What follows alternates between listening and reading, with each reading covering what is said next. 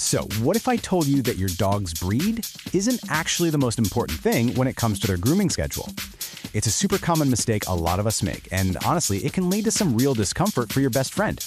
Today, we're going to break down the 3 golden rules that will help you build the perfect grooming routine, just for them. I mean, you go online and you see a million different answers to this, right? It's so easy to get totally lost in all the conflicting advice. But don't worry, we're about to cut right through all that noise and get you a clear, simple answer. Okay, here's the big idea that really changes everything. You need to focus on your dog's coat type, not just their breed. Think about it. A golden retriever with a shorter, easier coat has totally different needs than one with long, thick hair. And that's what we really need to be paying attention to. So it all comes down to these 3 things. These are the pillars of a great grooming plan. Your dog's unique coat, their lifestyle, are they a couch potato or a park adventurer, and the climate you live in. If you can master these 3, you're going to have a happy, healthy dog.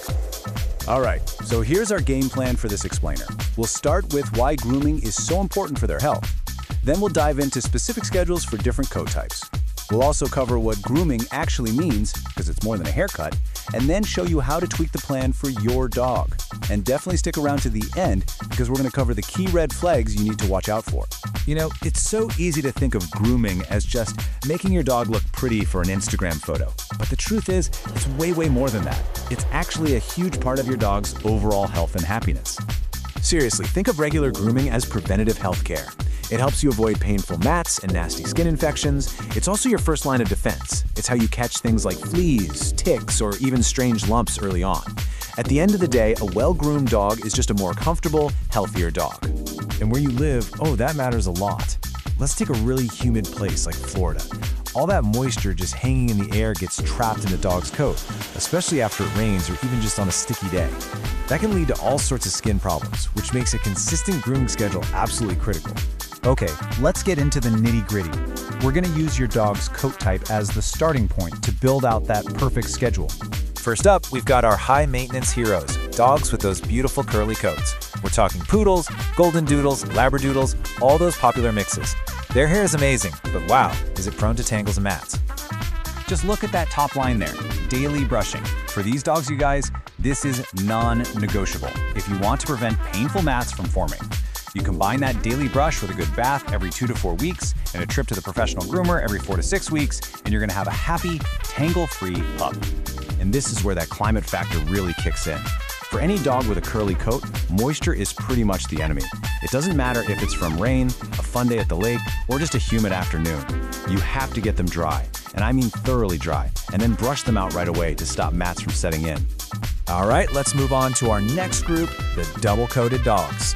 So think of your golden retrievers, your huskies, your German shepherds. They've got that thick, fluffy undercoat to keep them warm or cool, and then those longer guard hairs on top. And oh boy, do they shed. So for these guys, the name of the game is managing that undercoat. You're going to want to brush them at home at least 3 to 5 times a week just to stay on top of all that shedding. Baths can be less frequent, maybe every 4 to 8 weeks, but getting a professional de-shedding treatment every 6 to 10 weeks, that can make a world of difference. And again, let's talk climate. If you live somewhere warm, you know that seasonal coat glow can feel like it lasts all year round. And if you're not brushing them out regularly, all that loose undercoat gets compacted down and it traps moisture right against their skin, which can cause some really nasty irritation. So we've been talking a lot about brushing and professional grooming, but the word grooming actually means a whole lot more than just a haircut. A really good routine is built on 4 main things. First, you've got brushing and combing. That's the foundation of everything. Second is bathing, which is really about keeping their skin clean and healthy, not just the fur. Third, we have nails. This is so important for preventing pain and even posture problems. And fourth, don't forget the details. Checking and cleaning their ears, eyes, and paws is critical. And hey, here's a little pro tip for your daily routine, especially if you have a dog with longer hair. These spots right here are the high friction mat zones.